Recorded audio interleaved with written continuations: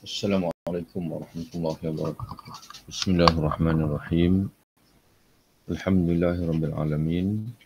Wassalatu wassalamu ala nabiyyina wa habibina wa syafi'ina Muhammadin bin Abdullah wa ala alihi wa ashabihi wa man ihtada bi hadihi wastanna bi sunnatihi ila yaumiddin, amma ba'd. Qala al-musannif rahimahullah wa nafa'allahu bi 'ulumihi fi Bismillahirrahmanirrahim. Amin.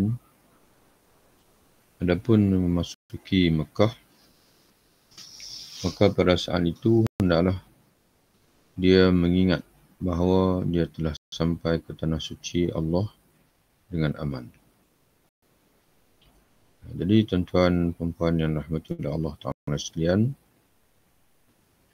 kita sudah pun membaca step-step sebelum ini yang berupa persiapan dan sekarang ni kita masuki lebih jauh dalam ibadat haji ataupun umrah, iaitu tiba di Mekah. Apabila tiba di Makkahul Mukarramah, bermakna kita sudah sangat hampir dengan Baitullah, dengan Kaabah. Maka kata Imam Al-Ghazali rahimahullah, sebagaimana dinaqal oleh pengarang kitab kita ini, Syekh Sa'id Hawa rahimahullah, pada saat itu, yakni pada saat kita sudah menjejakkan kaki ke Makkahul Mukarramah, hendaklah kita ingat, kita menyedari bahawa kita telah pun sampai ke tanah suci Allah Subhanahu wa Ta'ala dengan aman. Jadi kita bersyukur kerana kita tiba dengan aman, dan hendaklah ia berharap dengan hal tersebut akan turut mendapat keamanan dari sisi Allah. Jadi mudah-mudahan dengan kita berada di tanah haram, tanah yang disebut oleh Al-Quran dengan Al-Baladul Amin, negeri yang aman damai, mudah-mudahan kita berada dalam negeri yang diisytiharkan sebagai negeri yang aman, negeri yang terpelihara, yang terjaga, maka kita juga akan turut diberi keamanan oleh Allah Subhanahu Wa Taala dan turut dipelihara serta dijaga oleh Allah Subhanahu Wa Taala dari siksaannya. Hendaklah dia takut bila tidak menjadi orang yang dekat dengannya, dengan Allah, sehingga dengan masuki tanah suci itu dia menjadi kecewa dan berhak mendapat murka. Jadi tuan-tuan dan puan kena tambah sikit. Hendaklah dia takut, bimbang. Tak kala dia berada di tanah haram itu, di Mekah itu, hendaklah dia bimbang.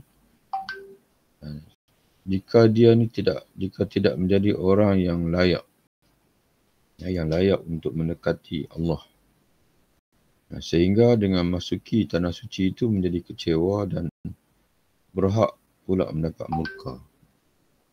Sebab tidak layak untuk dekat dengan Allah. Sudah berada di dalam tanah suci, tanah haram yang dimuliakan Allah, tapi oleh kerana dia tidak ada kelayakan di sisi Allah, dia tidak layak untuk bertemu dengan Allah, walaupun sudah berada dekat, tapi terhalang daripada bertemu dengan Allah, ataupun tidak diterima oleh Allah Subhanahu Wa Taala dengan sebab walaupun sudah berada di tanah haram, tanah suci, tanah yang paling baik, tapi dengan sebab dosa-dosa yang ada mungkin, dan juga dengan sebab tidak hati yang tidak ikhlas, tidak baik, maka dia ditolak oleh Allah SWT. Maka kecewalah sebab sudah berada di daerah yang sangat hampir di dekatan dengan Baitullah, tapi tidak diterima. Ya, seumpama kita bertamu di rumah seseorang, dan apabila kita ingin masuk, tetamu tuan rumah keberatan untuk menerima kita dengan sebab dosa atau kesalahan kita kepada dia. Namun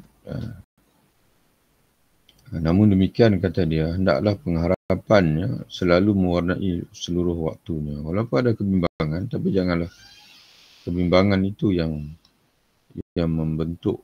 Ada kebimbangan itu perlu ada.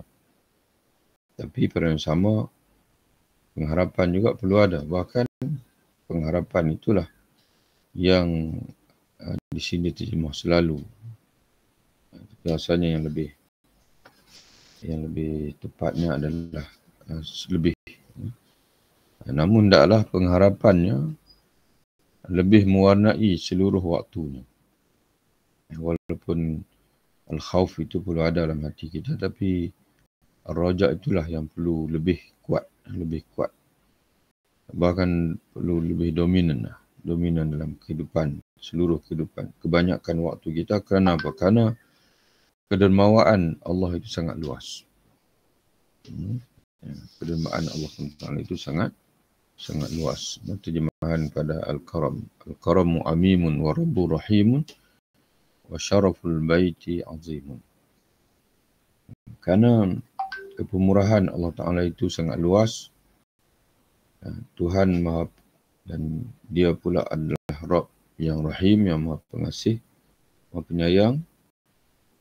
Dan di samping kita berada dekat dengan Baitullah, di mana Baitullah ini syaraful bait azim. Kemuliaan Baitullah juga agung, besar. Jadi mudah-mudahan dengan berkat kemuliaan Allah, kepemurahan Allah, berkat rahmat Allah, dan juga berkat kemuliaan rumah Allah SWT itu, maka itu membuka pengharapan kepada kita untuk kita mendapat rahmat, keampunan, limpahan pahala daripada Allah dan sebagainya. Dan itu juga hak orang yang menziarahi yang terpelihara. Mari kita datang menziarahi, jadi kita ada hak untuk dipelihara oleh Allah Subhanahu wa Ta'ala. Wa haqqu zair mar'ayyun wa zimamul mustajir al-la'id ghairu mudayya. Jadi hak orang yang menziarahi terpelihara, dan jaminan orang yang meminta perlindungan tidak tersia-siakan.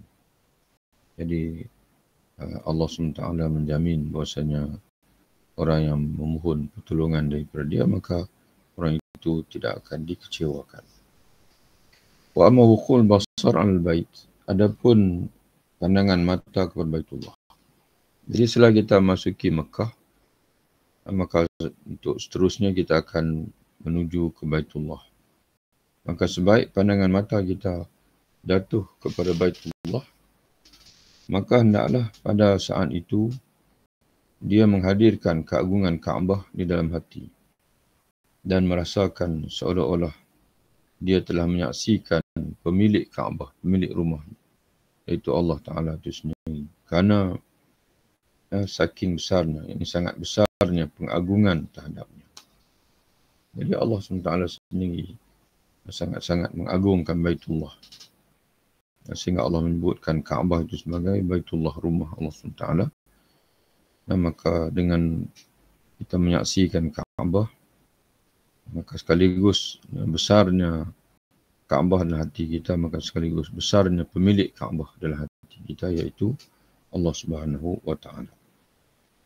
Berharaplah agar Allah berkenan memberikan kurnianya, melihat.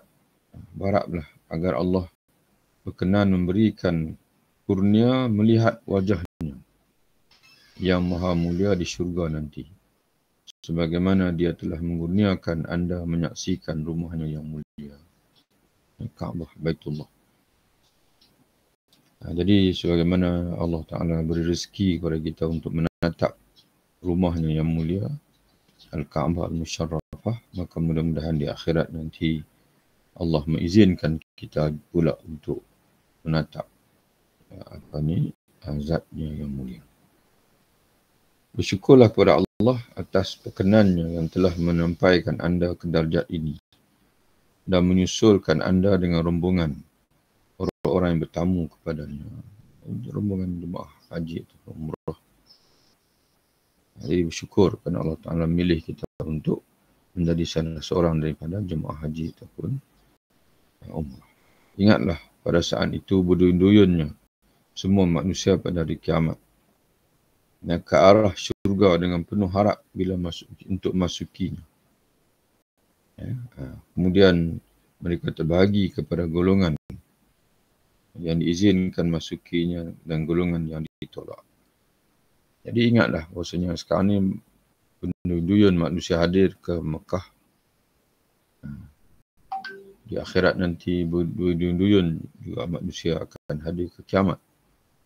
Tapi pada saat sana nanti semua manusia hadir ke kiamat dengan harapan dapat masuk dalam syurga, tapi bukan semua akan masuk dalam syurga. Sebahagian saja yang akan dibawa masuk dalam syurga, sebahagian lagi dihalang. Maka kata dia persis seperti terbahaginya para hujaj kepada golongan diterima dan golongan ditolak hajinya. Dan golongan yang mendapat haji yang mabrur, dan ada di sana golongan yang mana walaupun telah berpenat-penat, meletih-letih, telah menghabiskan wang beribuan belasan ribu untuk hadir ke Mekah, tapi ibadat mereka ditolak oleh Allah Subhanahu Wa Taala. Jadi begitu juga ramai manusia yang berpenat-penat di dunia ini, namun hadir di akhirat, berakhir kehidupan di negeri yang kekal abadi dalam keadaan kerugian kerana tidak mendapat tempat dalam syurga. Wal'ayazubillah. Wallahul musta'an. Janganlah lupa mengingat perkara-perkara akhirat dari setiap apa yang anda saksikan.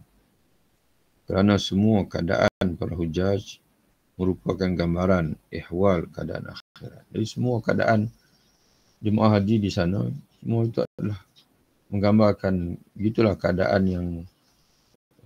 manusia apabila berada di sana nanti. Bersesak-sesak di Arafah. Begitulah juga manusia akan bersesak-sesak di mahsyar nanti. Manusia daripada Arafah menuju ke Muzdalifah, kemudian menuju ke Mina. Begitulah juga kita di akhirat nanti, daripada kubur menuju ke mahsyar, daripada mahsyar hadir menghadap Allah untuk hisab, kemudian timbangan, kemudian berjalan lagi, bergerak lagi, meniti titian as-sirat, dan penghujungnya bagi orang yang beriman, insya-Allah kita beriman, takwa, penghujung adalah syurga. Dan bagi orang kafir pula yang jatuh ke dalam neraka. Wal'ayazubillah. Adapun tawaf di Baitullah, istilah kita melihat Kaabah, untuk seterusnya ialah kita tawaf. Kita mengerjakan tawaf di Baitullah bagi orang yang melaksanakan ibadat haji. Kalau maknanya ketibaan itu dipanggil tawaf qudum, tawaf ketibaan. Tapi bagi orang yang umrah, maka tawaf umrah lah, tawaf rukun. Jadi orang mengerjakan haji, dia ada beberapa tawaf. Ada dinamakan di sana tawaf qudum, tawaf ketibaan. Dan ada di sana tawaf ifadah, tawaf rukun. Dan ada di sana tawaf al-wada, tawaf perpisahan. Karena dalam hadis Nabi SAW memberi arahan, hendaklah kamu menjadikan pengakhiran kamu adalah Kaabah. Itu bagi orang yang ingin pulang ke tanah air, maka dia hendaklah melakukan tawaf al-wada. Tapi bagi umrah ini para ulama khilaf, apakah Tawaf wada' ini, tawaf pisahan ini khusus bagi haji saja ataupun bagi umrah. Sebagai ulama kata bagi semua orang yang selesai daripada haji dan juga umrahnya, ingin pulang, ingin keluar daripada Makkah, maka naklah dia mengakhiri perjalanan dia dengan tawaf perpisahan, tawaf wada'. Tapi ramai juga ulama, bahkan jumhur ulama menyatakan bahawa tawaf wada' itu hanyalah diwajibkan ke atas haji saja, jemaah haji saja, adapun umrah tidaklah diwajibkan. Sunat, hukumnya adalah sunat.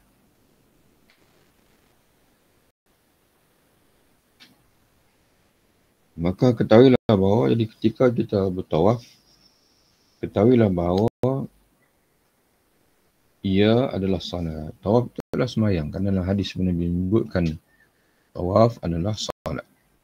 Jadi kerana itu tawaf diwajibkan syarat-syarat.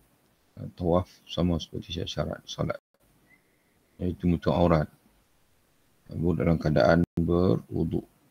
Hanya sahaja kata Nabi dibenarkan untuk bercakap. Kalau solat kita bercakap itu membatalkan, tapi tawaf tidak. Maka ketahuilah bahawa ia adalah salat. Kerana itu hadirkanlah ta'zim, rasa cemas, haibah, harap dan cinta yang telah kami jelaskan dalam bab salat di dalam hatimu. Jadi sebelum ini Imam Al-Ghazali rahimahullah mengajar kita bagaimana untuk menghadirkan ataupun bagaimana seharusnya hati kita pada ketika sedang mengerjakan salat. Iaitu naklah hudurul qalb, hadir hati kita bersama salat. Kemudian naklah kita salat dalam keadaan tafahum, kita memahami bacaan dan juga falsafah daripada setiap pergerakan dalam salat. Kemudian ketika kita mengerjakan salat itu hendaklah dalam keadaan hati yang penuh rasa haibah kepada Allah Ta'ala. Rasa gerun, rasa dipanggil ta'zim, dan juga haibah kemudian ta'zim, merasa gerun kepada Allah, merasai keagungan Allah, merasai hudurul qalbi, at-tafahum, kemudian at-ta'zim, al-haibah, dan ar-raja, mengharap pahala daripada Allah, mengharap keampunan daripada Allah. Dan juga yang keenam, al-haya, yang mengerjakan salat dalam keadaan malu kepada Allah Ta'ala kerana betapa lalainya kita, betapa lalainya hati kita. Jadi begitu juga kata dia, ketika oleh sebab Nabi menyebutkan tawaf itu adalah salat, maka ketika tawaf pun keenam sifat hati ini perlu hadir bersama ketika tawaf. Dan perlu tawaf dengan hati yang hadir, bukan hati yang lalai. Perlu tawaf dalam keadaan memahami, tafahum. Kita menghayati dan memahami falsafah, bacaan-bacaan yang falsafah di sebalik kita pusingan tawaf itu. Kemudian tawaf dalam keadaan ta'zim, hati kita penuh dengan perasaan mengagungkan Allah. Tawaf dalam keadaan haibah, dalam keadaan hadir rasa cemas, rasa takut, bimbang, takut Allah Ta'ala tak terima. Dan tawaf dalam keadaan ar-raja, mengharapkan keampunan Allah, pahala daripada Allah, mengharapkan Allah menerima ibadat kita. Dan tawaf dalam keadaan dalam keadaan al-haya, malu kepada Allah Ta'ala.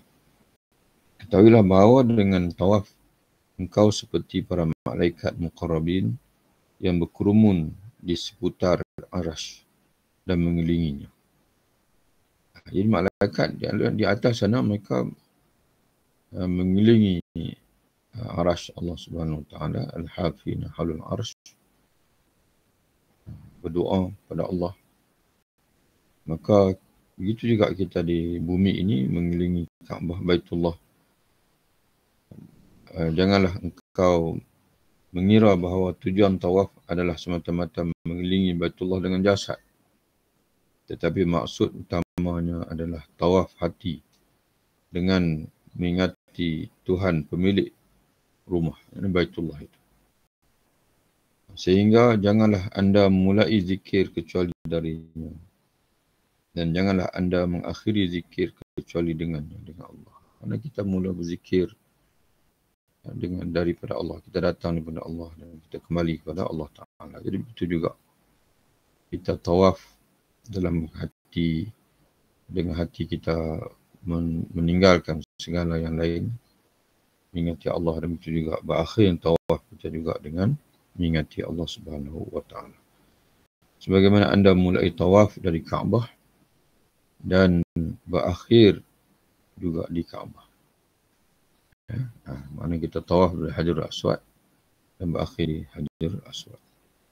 Adapun iltizam, istislam, dia mencium dan menyentuh Hajarul Aswad, maka yakinilah pada saat itu bahawa engkau tengah berbaiat dengan Allah. Kerana kita mula tawaf di Baitullah, di Hajarul Aswad. Jadi sunat dan mengusap dengan tangan Hajarul Aswad, menyentuh Hajarul Aswad, batu hitam di penjuru bucu Hajarul Aswad itu dengan tangan, dan juga mengucupnya. Kalau tak mampu, tak dapat menghampirinya, dengan kita melambai daripada jauh. Jadi kata pengarang kitab kita ini, ketika kita bersalaman, mengusap Hajarul Aswad itu, hendaklah kita menyedari bahawasanya kita sedang berbaiat kepada Allah dengan mentaatinya. Baiat ni apa makna baiat? Baiat ni adalah berjanji setia, mengikat janji setia dengan Allah Subhanahu wa Ta'ala untuk mentaati Allah. Kuatkanlah tekadmu untuk menepati baiatmu, janji setiamu. Barang siapa mengkhianati baiat, maka dia berhak mendapat murka. Ibnu Abbas radhiyallahu anhu meriwayatkan dari Rasulullah SAW bahawa baginda bersabda, Al-Hajarul Aswadu yaminullahi azza wa jalla fil ardi, yusafihu biha khalqahu kama yusafihu ar-rajulu akhahu. Hajar Aswad adalah tangan kanan Allah di muka bumi. Dengan maksud dan layak bagi Allah lah. Kerana dalam bahasa Arab sendiri, tangan ada ketika memberi makna kuasa, ada ketika memberi makna rahmat, limpahan rahmat. Hajar Aswad adalah tangan kanan Allah di muka bumi yang dengannya dia menyalami makhluk sebagaimana seseorang menyalami saudaranya. Jadi sebab itu pengarang kitab kita ini, Syekh Said Hawa, dengan menakalkan daripada Ihya Ulumuddin, bila kita bersalaman dan mengusap Hajarul Aswad, maka ingatlah bahasanya seolah kita sedang berbaiat. Kerana biasa baiat ni dilakukan dengan menjabat tangan. Baiatun, berbak. Baiatun daripada perkataan ba', al-ba' ni dipanggil mendepa, dipanggil ni.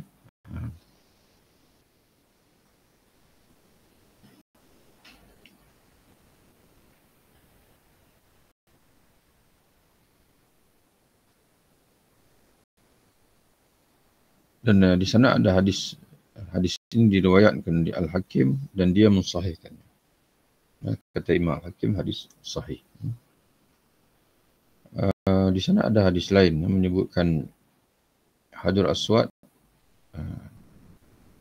dia merupakan batu yang turun daripada syurga, kama qala Nabi SAW, dalam keadaan putih bersih. Namun hari ini dia menjadi hitam dengan sebab dia menyerap dosa-dosa hamba-hamba Allah yang bertawaf yang bersalaman, yang melambai. Adapun bergelantungan dengan kelambu Kaabah dan menempel di multazam.